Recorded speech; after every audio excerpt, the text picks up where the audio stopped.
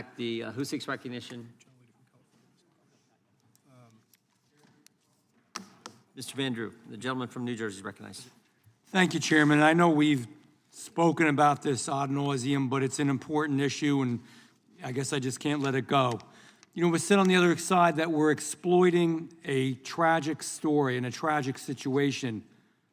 We're not exploiting it. We're trying to stop these tragic situations from happening over and over again. It's now become a familiar story.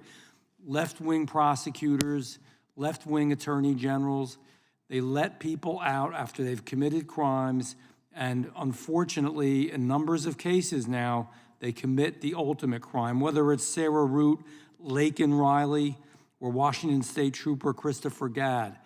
They've lost their lives. Condolences don't work.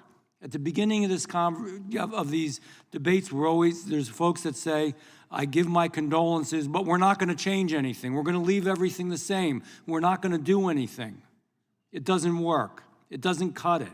As we sit in our comfy chairs and we debate, people lose their lives brutally.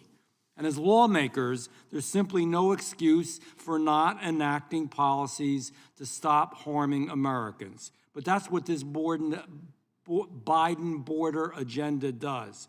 When you allow millions of unvetted people to enter our country, when you don't know where they're going, who they are, what their intentions are, when you hamper law enforcement's ability to go after and deport lawbreakers, you are making Americans and America less safe, period. End of story. These people are here illegally. I don't know what we don't get about that. If anything, you have a right to detain them for just breaking the law and being here illegally. It shouldn't take a crime.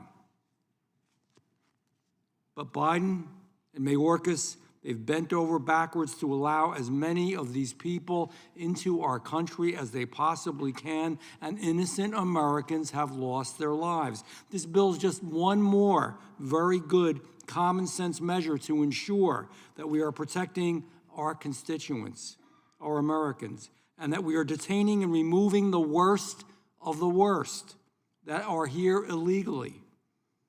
We moved similar legislation, my bill, through this committee that would detain and deport illegals that assault law enforcement. I am with Member McClintock. He is doing the right thing. This bill is the right thing. We cannot overlook this. We can't pretend it's not there. We can't put a blindfold on. These people need to be detained and they need to be deported. This is a time for choosing for all of us who are going to vote.